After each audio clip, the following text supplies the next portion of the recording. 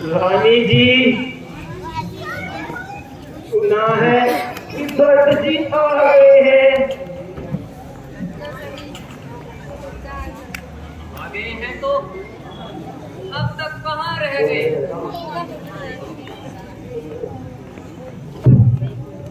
जा, जल्दी जा, उन्हें मेरे पास बुलाया। लो, वो सामने से आ रहे हैं।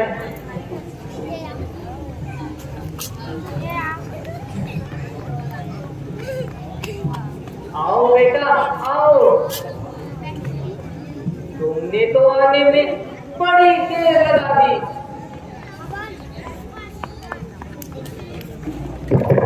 हाँ माता जी,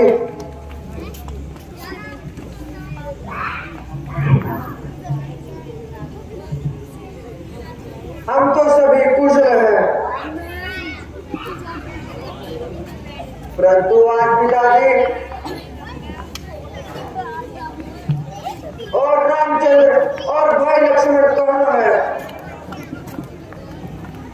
बेटा, पहले कुछ विश्राम कर लो, थोड़ा जलपान कर लो, सब मालूम हो जाएगा। नहीं माता जी, जब तक मैं उनके दर्शन नहीं कर लूंगा तब तक मुझे चैन नहीं आएगा। बेटा, इतनी जल्दी क्या है? मैंने सब कुछ ठीक कर रखा है। क्या ठीक कर रखा है? जल्दी बताओ।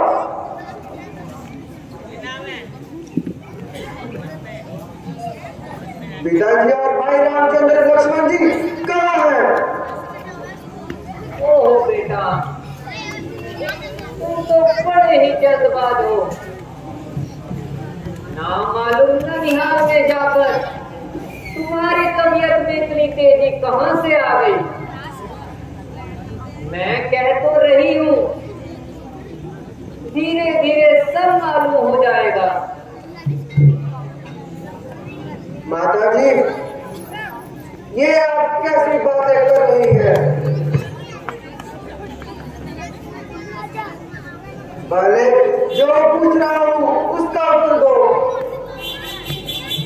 बेटा, तसल्ली रख, धीरे धीरे सब हाल बता देंगी।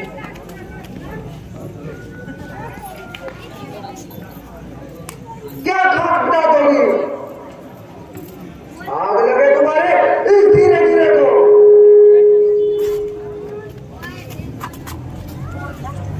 ना मालूम तुम सबने क्या जान बिछाया है। बस जल्दी बताओ, पिताजी कहाँ है? हाँ, कह तो रही हूँ, मैंने सारा काम बना के छोड़ा है, परंतु खेद है, महाराज ने शुभ कर्म करने से पहले अपने प्राण त्याग दिए। क्या कहा? पिताजी स्वर्ग सिधार गए। हाँ पिताजी। हाँ बेटा। ओ विधाता, यह तूने कैसा दिन दिखाया? मैं अंतिम बार भी दर्शन नहीं कर पाया, ना उनकी कोई सेवा कर सका। भाई रामचंद्र जी और लक्ष्मण जी भाग्यवान हैं।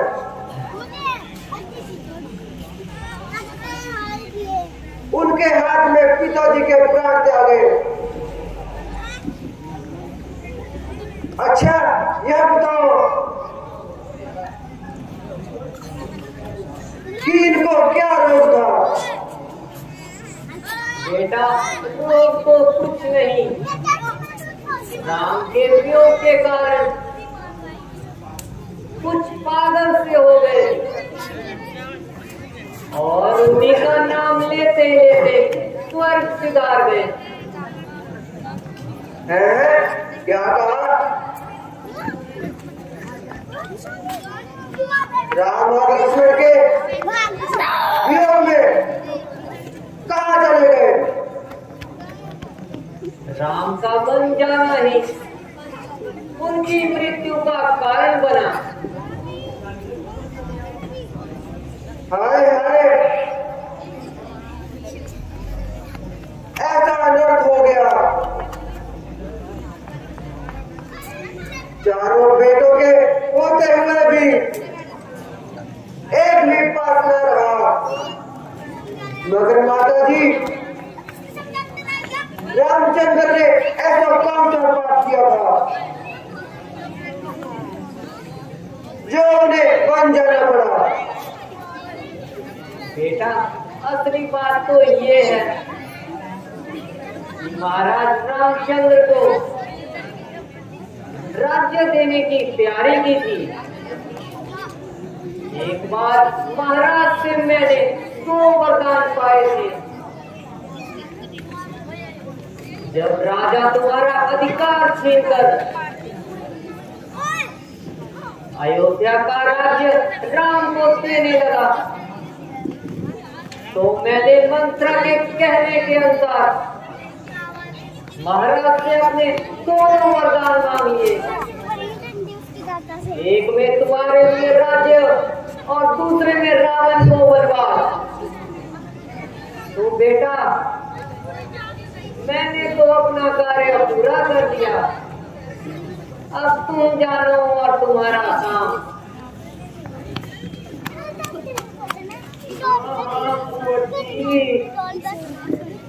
महारानी जी सच कह रही है। आप खुद ही से राज संभालिए और अपने दिल के अरमान निकालिए।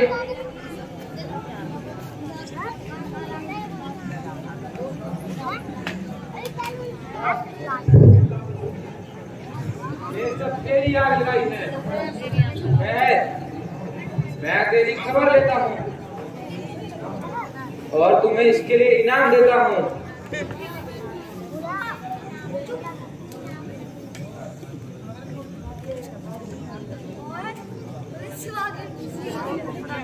आज तू मेरे हाथों मारे जाएगी।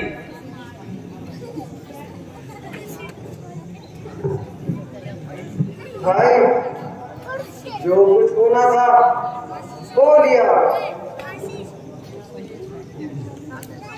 हमें अपने कर्मों का रोना था, सो रो लिया। और रही बात हाथ उठाने की, तो स्त्री पे हाथ उठाना पाप है। ओ कपल चुड़ैल, जल्दी यहाँ से चली जा, मेरी आंखों से दूर हो जा।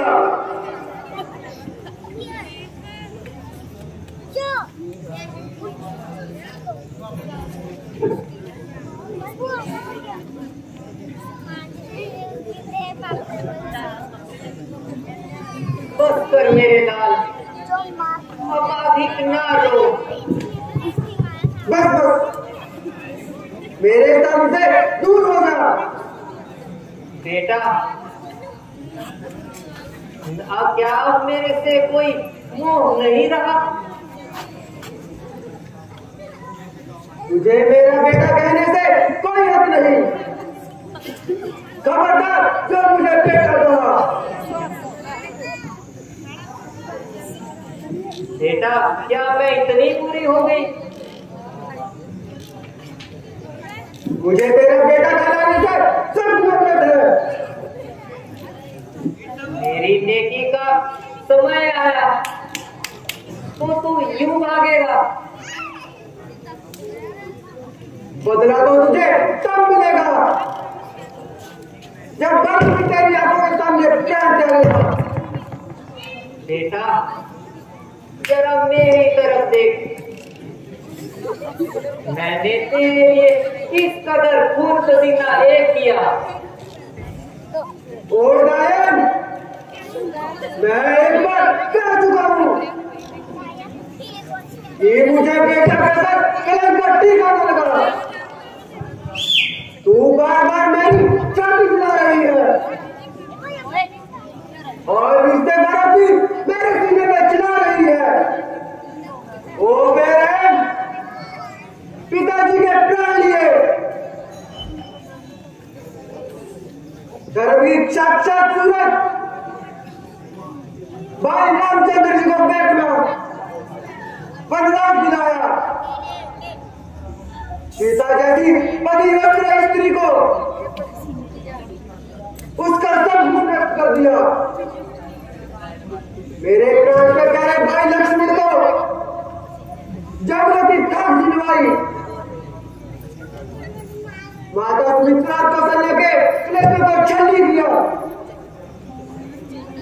अयोध्या बर्बाद की, रघुवंश का दीपक ठंडा किया। और भगवान इस कदर पाप करके मेरी माता बनकर इन पाप कर्मों में मुझे लीन करना चाहती है। ओ नलिन, यद्यपि मेरा दिल पवित्र है, मगर दुनिया का मुंह कौन पकड़ सकता है? जिसके सामने जाऊंगा वह यही ताना देगा कि देखो आ गया कहने का बेटा। और प्यारी, इससे तो अच्छा था कि पैदा होते ही मुझे गला घोट के मार देती, ताकि आज का दिन नसीब न होता।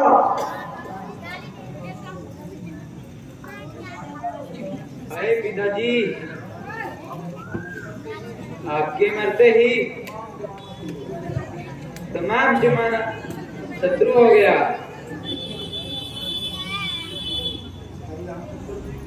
भाई रामचंद्र जी